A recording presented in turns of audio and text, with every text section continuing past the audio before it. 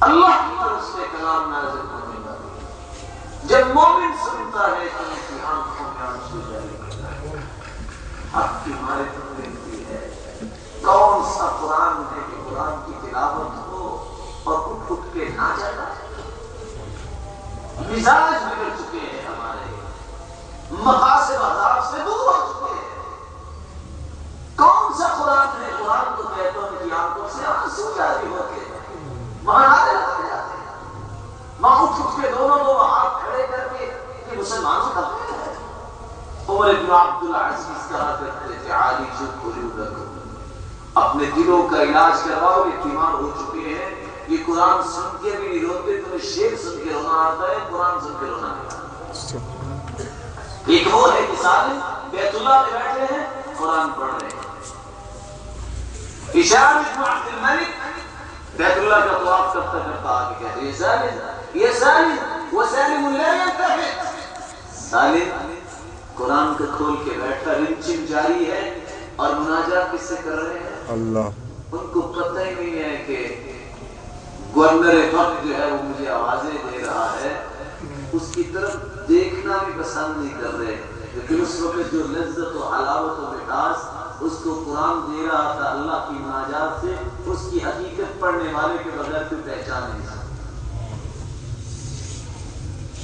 میرے معزز بھائیوں, قرآن پڑھا جائے علم کے لیے, پڑھا جائے اللہ سے مناجات کے لیے, پڑھا جائے عمل کے لیے, قرآن کی تلاوت کی جائے ثواب کے لیے.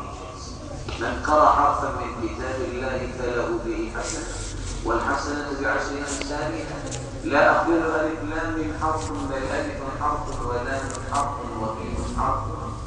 جو ایک حرف کی تلاوت کرتا ہے اللہ تعالی نے کیا اس کو عطا, اور الف لام لکھنے دیکھنے میں تو ایک کلمہ ایک حرف لگتا ہے, لیکن اللہ الف کی الگ لکھنے دیتے ہیں, لام کی الگ لکھنے دیتے ہیں, اور میم کی الگ لکھنے دیتے ہیں. بات میں یہ کر رہا تھا قیامت کا دن ہوگا جب پوری کائنات جمع ہوگی, خالق و مالک حکم دیں گے کس کو, خاکی مخلوق کو, کہ ان میں سے جو قرآن مجید صحیح پڑھنے والے ہیں, ماہر ہیں, نکلا ہوا ہے, نورانی فرشتوں کی صف میں کھڑے ہیں. سبحان اللہ.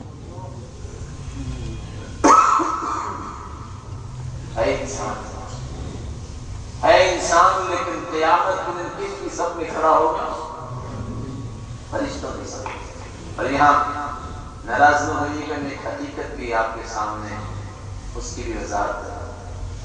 آج بھولا ہوا شخص یہ کہہ دیتا ہے کہ نبی نور من نور اللہ ہے, وہ نور ہے, حقیقت میں وہ چاہتا کیا ہے کہ خاندان نبوت ختم. جبریل کے کتنے بیٹے ہیں بولے, میکائیل کے, اسرافیل کے, ہیں بیٹے. ممکن ہے اپنے نام بڑے ہوں, آج کل ریسرچ تو ہو رہی ہے, کسی مخطوطے میں شاید کو لکھا ہوا کہ نہیں جائے. اصل بات یہ ہے اسلام کی چار دیواریں ہیں جس میں اسلام کی منزل کھڑی ہے. جس طرح ایک منزل مضبوط بنانے کے لیے چار دیواریں بنائی جاتی ہیں. اور کہنے والے نے کتنا ہی خوب کہا, کس طرح اس پتھری کو سلجھائیں, یاروں نے بڑی سوچ کے سلجھائی, اس کو بنایا ہے, کیسے سلجھائیں. جب کوئی شخص یہ کہتا ہے کہ نبی نور ہے, مطلب یہ ہے خاندان نبوت ختم. فاطمہ کہاں سے آ گیا رضی اللہ عنہ, زینب, ام کلثوم, ام رقیہ رضی اللہ عنہن کہاں سے آ گیا, ابراہیم رضی اللہ عنہ کہاں سے آ گیا. نورانی مخلوق کی تو اولاد نہیں ہوتی, اس کا مطلب کہ خاندان نبوت ختم. پہلی دیوار اسلام کی. جب وہ کہتے ہیں کہ نبی تو عالم الغیب ہے, جب عالم الغیب ہے تو پھر وحی کی کیا ضرورت ہے, تو ہے ضرورت. وحی قرآن و سنت بھی ختم. دوسری دیوار کہتی ہے عالم الغیب کا مطلب تو یہ ہے اس کو وحی کی ضرورت نہیں. اور جب یہ کہتے ہیں کہ وہ تو حاضر ناظر ہے, اس کا مطلب پھر مدینے کی ہجرت بھی ختم. جو بندہ مکے اور مدینے دونوں جگہ موجود ہے پھر مکے سے چل کے ہجرت کر کے مدینے جانا کو مانا رکھتا ہے؟ بولیں ہجرت بھی ختم، بالفاظ دیگر کیا ختم؟ اسلام کی تعلیمات کے مطابق جو سب سے پہلا معاشرہ، آئیڈیل معاشرہ، اس کی جڑیں سمیت ختم۔ جب ہمارے سامنے معاشرہ ہوگا نہیں ہم ڈیزائن کیسے کریں گے؟ اور جب ہم یہ کہتے ہیں کہ وہ مختار کل ہیں تو رہی صحیح کسر اس سے بھی نکل جاتی ہے انسان گنہگار ہے، تو انسان سے امید ہوتی ہے سنت کو اختیار کرنے سے نبی سفارش کر دیں گے۔ اگر مختار کل ہیں تو پھر قیامت کے دن شفاعت بھی ختم۔ سفارش تو وہ کرتا ہے نا جو مختار کل نہ ہو۔ جب سب کچھ خود کرنا ہے تو اللہ کے سامنے سفارش سے کیا ہونا ہے؟ اس کا مطلب یہ ہوا قرآن و سنت بھی ختم۔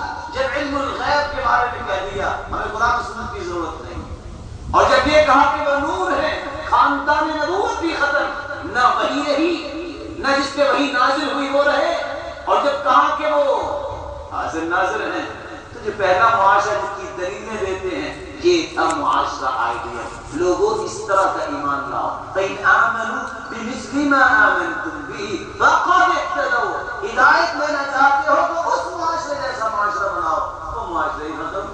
اور جب کہا کہ وہ مختار کل ہے تو ہم جیسے گنہگاروں کو سفارش کی سخت امید ہوتی ہے، شفاعت بھی ختم ہوگی، باقی کیا بچے؟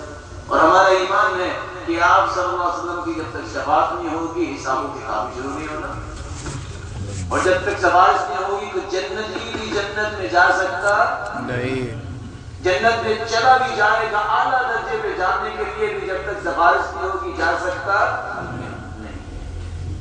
لیکن یہ راز کون سمجھے؟ یہ صرف اس کو سمجھ آتا ہے جس قرآن سے محبت کرتا ہے، اس قرآن کو پڑھتا ہے، ایک ایک بات سامنے آ جاتا ہے۔ اسی لیے تو کہنے والے کہتے ہیں قرآن نہیں پڑھنا، یہ بڑا مشکل ہے، یہ نہ کہیں پڑھ لے نا۔ قرآن مجید کا خلاصہ سورۃ الفاتحہ میں ہے، اور سورۃ الفاتحہ کا خلاصہ بسم اللہ میں ہے، اور بسم اللہ کا خلاصہ بسم اللہ کی با میں ہے، اور بسم اللہ کی با کا خلاصہ اس کے نقطے میں ہے، اور ایک نقطے کو سمجھنے کے لیے 100 اونٹ ذبح کرنے پڑتے ہیں۔ اب کون 100 اونٹ ذبح کرے، پہلے با کے نقطے کو چیرے، کیا اس میں حقیقت ہے؟ اس کا مطلب یہ ہے کہ یہ کام کر رہے ہیں، جو آپ کو کہا جا رہا ہے اس کو مانو، اس کو تسلیم کرو، اور بس اگلا سفر آپ کے لیے ممنوع ہے، شجرہ ممنوعہ ہے۔ اور قرآن کیا کہتا ہے؟ وَلَقَدْ يَسَّرْنَا الْقُرْآنَ لِلذِّكْرِ فَهَلْ